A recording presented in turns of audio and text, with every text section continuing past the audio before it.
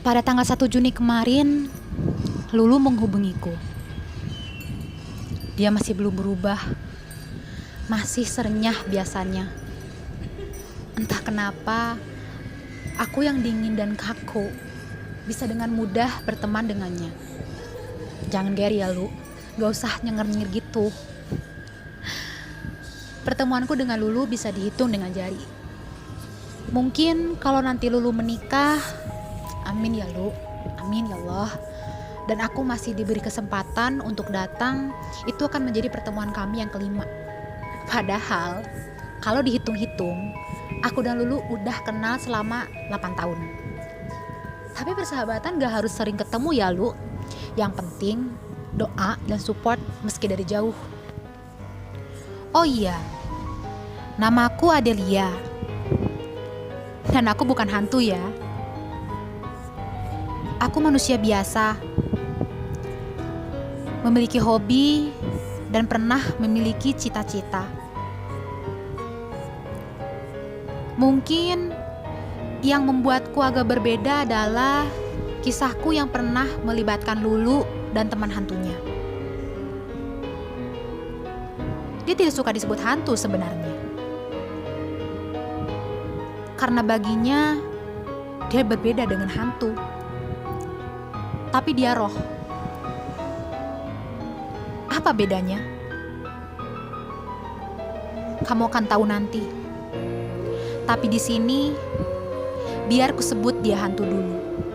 Hantu yang sudah membuatku hampir mati. Kehilangan nyawa berkali-kali.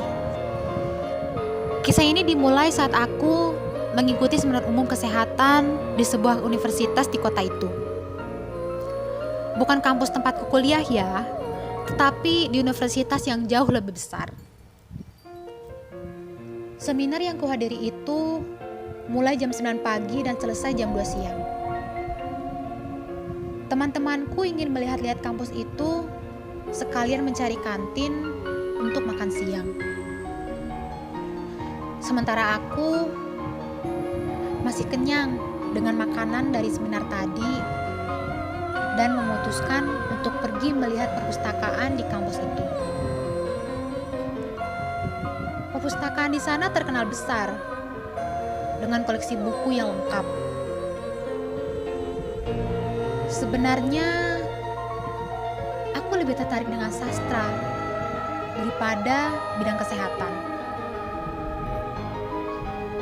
Sejak kecil, aku ingin menjadi sastrawan, seperti Hairil Anwar, yang dapat hidup 1000 tahun melalui karyanya. Makanya, di awal ku katakan bahwa aku pernah punya cita-cita. Ada banyak meja untuk pengunjung perpustakaan. Meja dengan sekat seperti di warnet-warnet, ataupun meja panjang yang berjajar-jajar. Aku memilih duduk di meja bersekat di sebelah seorang mahasiswa. Buku tebalnya terbuka di atas meja. Ada 2 bangku kosong di sebelah kanannya. Di bangku berikutnya, 2 orang mahasiswa sedang berbisik-bisik mengobrol. Jadi aku memilih duduk tepat di sebelah mahasiswa yang sepertinya datang sendiri seperti aku. 1 jam berlalu, aku masih membalik halaman demi halaman, seolah sedang memakan kata per kata, namun tidak pernah kenyang. Sampai layar handphoneku menyala. Teman-temanku kuliah yang datang bersamaku tadi mengirim BBM bahwa mereka sudah ingin segera kembali. Mereka menungguku di jalan keluar kampus. Tapi aku masih ingin membaca buku itu. Maaf, kataku kepada mahasiswa di sebelahku.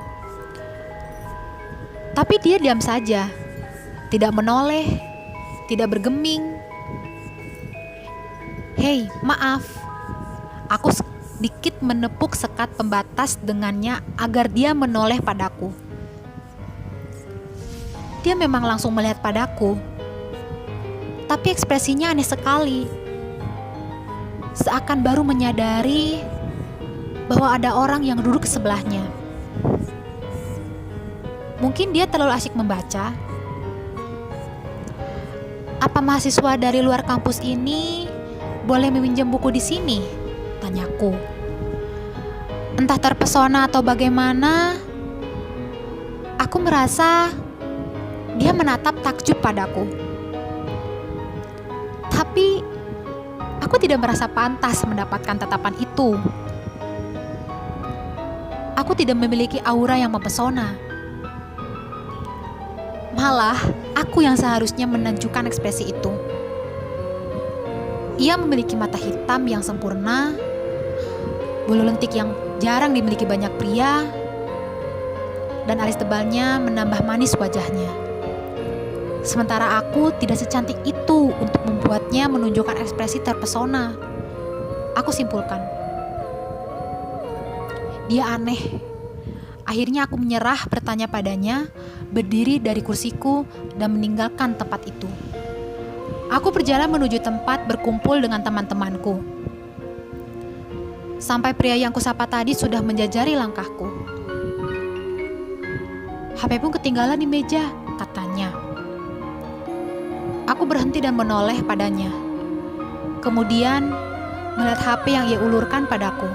Memang benar, itu handphoneku. Terima kasih ya, kataku. Oh iya, maaf, tadi aku tidak menanggapimu. Aku tidak sadar kalau ada orang yang duduk di sebelahku. Aku orangnya agak gugupan kalau ditanya tiba-tiba. Iya, gak apa-apa, jawabku. Kenapa mirip sekali denganku? Aku sebenarnya juga agak gugupan. Dan tadi pun, aku juga terpaksa bertanya kepadanya. Karena dia paling dekat denganku. Tadi udah jadi pinjam. Oh iya, kamu belum punya kartu anggota perpus ya? Lanjutnya. Belum. Tapi aku sudah tanya ke petugasnya. Katanya aku bisa bikin tapi gak bisa langsung jadi, jawabku. Jadi kamu mau balik ke sini lagi? Dia bertanya. Ya mungkin. Aku ingin pinjam buku. Pria itu tersenyum padaku. Manis sekali. Boleh aku minta PIN BB-mu? Kalau gak keberatan. Astaga, dia juga minta PIN BB-ku. Sebenarnya aku agak bingung. Semanis apapun dia, tapi dia orang asing. Dan aku tidak mau terlihat begitu mudah di kota ini. Astaga, pikiranku kemana sih? Kan dia cuma minta PIN BB. Lagian, dia sudah mengembalikan handphoneku. Aku berhutang budi padanya. Namanya Indra. Mahasiswa semester 4, jurusan statistika. Percakapan kami menjadi intens mulai hari itu. Kami juga sering bertemu. Seminggu sekali aku ke kampusnya untuk meminjam dan mengembalikan buku. Sebenarnya, jika bertemu pun, kami lebih lama diam, karena kami berada di dalam perpustakaan. Tetapi, biasanya Indra akan mengantarku sampai ke halte dekat kampusnya, menemaniku menunggu bus. Berbicara apa adanya, lebih banyak tentang diriku karena Indra selalu bertanya tentang kuliahku, kota asalku, dan keluargaku. Selebihnya kami membicarakan buku-buku yang pernah kami baca. Dan itu topik yang paling menarik bagiku karena sepertinya dia sudah membaca seluruh buku di perpustakaan. Pertemuan kami ketujuh akhirnya kami sepakat untuk pacaran. Indra adalah pacar pertamaku. Kata Indra, aku juga pacar pertamanya. Tapi kupikir itu bohong. Setelah pacaran, kami jadi jarang ke perpustakaan. kami lebih sering duduk di taman kampus untuk berjalan mengelilingi area kampus sampai menemukan tempat duduk dengan view bagus yang tidak banyak kerumunan sehingga kami bebas tertawa ataupun bergandengan tangan. Memang terkesan aneh, aku lebih suka ke kampusnya daripada dia yang ke kampusku. Karena kampusku kecil dan aku bukan tipe yang suka pacaran di teman-temanku. Kadang kami juga naik bus bersama keliling kota tidak jelas. Tapi itu menyenangkan. Pergi ke kebun binatang atau hanya makan di pinggir jalan. Indra sama sepertiku. Kami dari luar kota dan kos di kota ini. Hampir 1 tahun pacaran, aku baru tahu kalau anak ibu kosku satu kampus dan satu jurusan dengan Indra. Mungkin karena aku kurang bersosialisasi dengan keluarga ibu kos. Tapi akhir-akhir ini anak bu kos jadi sering ke tempat kos karena temannya memutuskan untuk kos di sini. Dan kamarnya bersebelahan denganku. Saat itu aku mulai berpikiran bahwa sudah saatnya aku membuat inovasi pada relationshipku dengan Indra. Aku sudah banyak mengobrol dengan Batika. Nama samaran juga sih ini. Anaknya ibu kosku. Batika tahu Indra? Tanyaku ke Batika. Indra, katanya. Iya, jurusan statistik. Itu mah teman sekelasku. Kamu kenal dari mana? Ada deh mbak. Besoknya aku bangun pagi-pagi sekali. Aku mencoba untuk masak, membuatkan bekal untuk Indra. Apalagi aku sibuk banget akhir-akhir ini. Banyak sekali praktek. Aku sudah 3 minggu gak ketemu Indra. Sebenarnya dia sudah menawarkan diri untuk datang menemuiku ke kos setelah pulang kuliah. Tapi aku malu dengan teman sekelasku yang satu kos denganku. Dan Indra sepertinya juga sama pemalunya. Biasanya dia hanya mengantar sampai pagar depan. Tidak pernah meminta untuk mampir ke kosan. Pria yang sopan. Batika, aku boleh nitip ini buat Indra? Kataku sambil menyodorkan kotak makanan yang kumasukkan ke tas jinjing berbahan kertas. Apa ini? Makanan ya? Wajah Batika terlihat heran.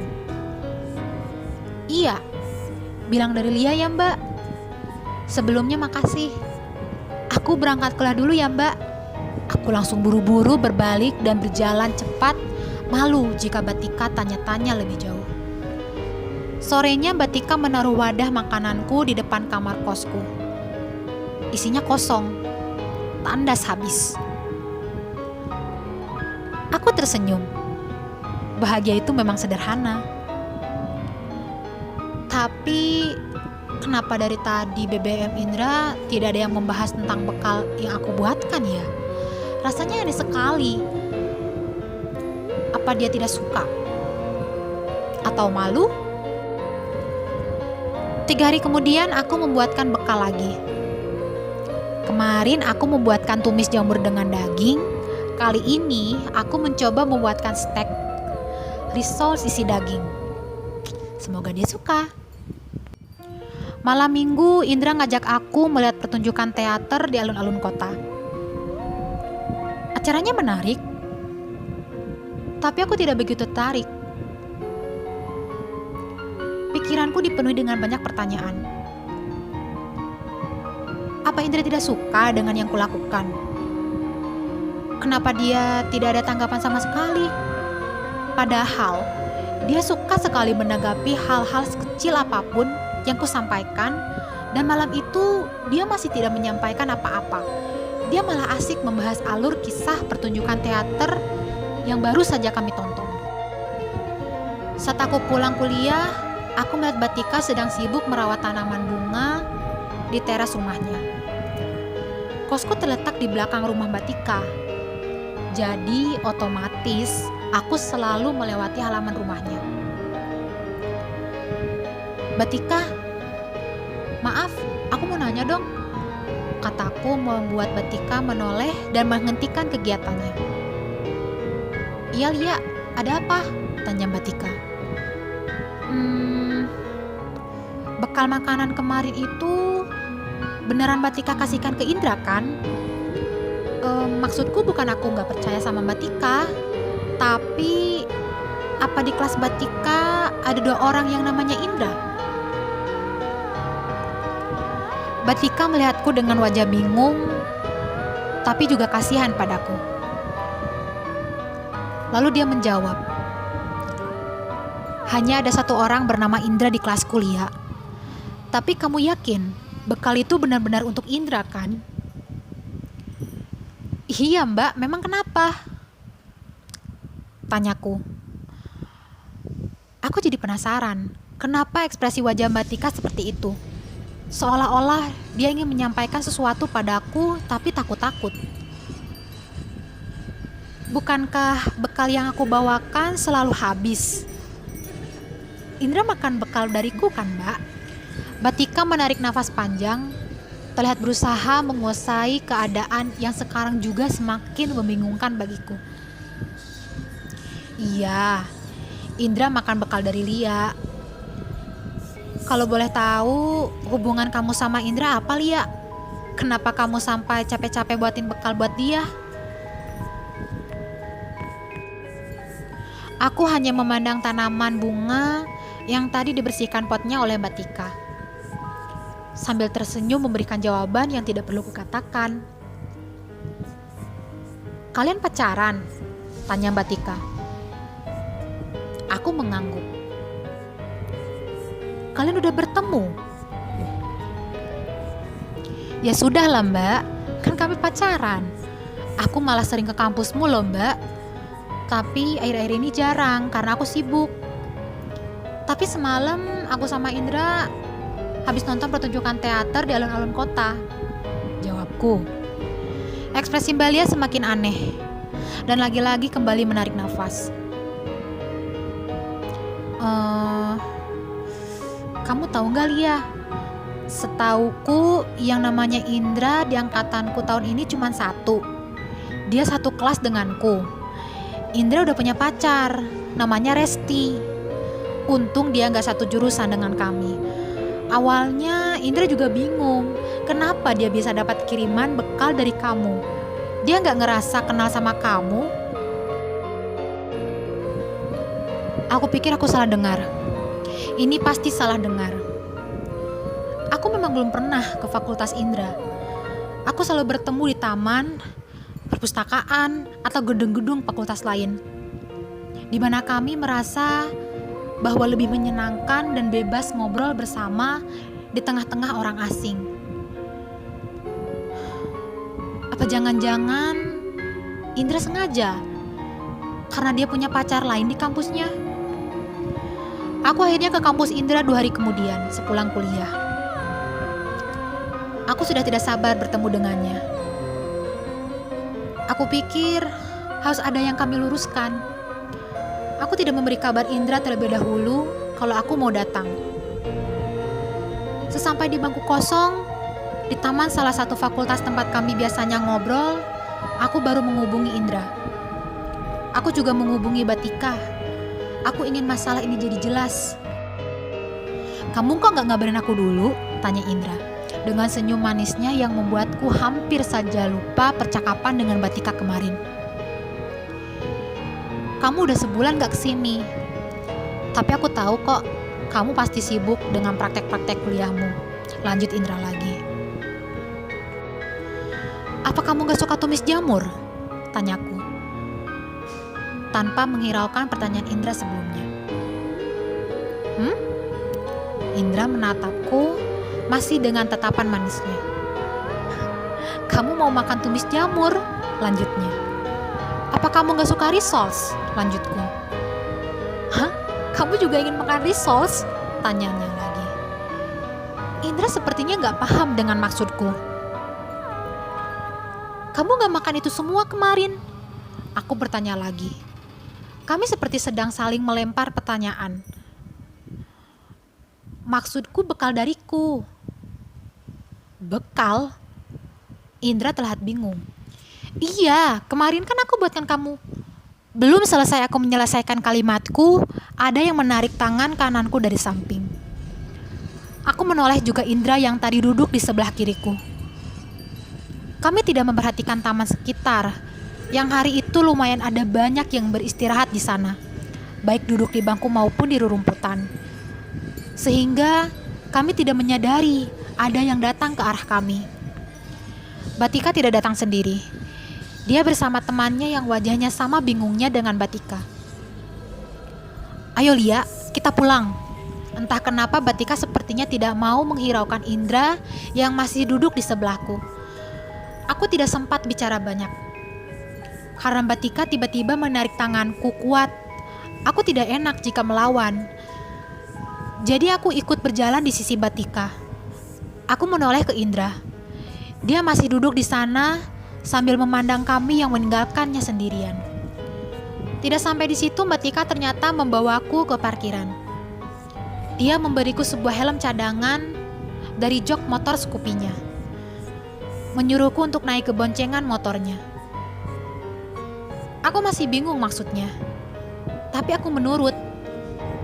Temannya tadi juga mengikuti kami dari belakang dengan motornya. Kami menuju kos. Batika langsung membawaku ke kamarku. Tanpa menunggu disuruh Batika, aku langsung mengambil kunci kamar dan membuka pintu kamarku. Batika duduk di tepian ranjang kosku. Sedangkan temannya duduk di kursi belajarku. Kamu tadi bicara dengan siapa, Lia? Tanya Batika. Dengan Indra. Jawabku bingung. Karena bukankah mereka satu kelas? Kenapa Batika sepertinya tidak mengenali Indra? Kamu sudah berapa lama pacaran sama dia? Tanya Batika lagi. Setahun, jawabku datar. Apa dia pernah ke kos ini? Tanya Batika lagi. Aku hanya menggeleng. Dia hanya mengantar sampai pagar depan, Mbak. Jawabku. Lia, itu Indra, kata Batika sambil menunjuk temannya yang duduk di kursi belajarku. Indra jurusan statistika semester 6. Lanjut Batika lagi. Kamu tadi bicara dengan udara kosong, Lia.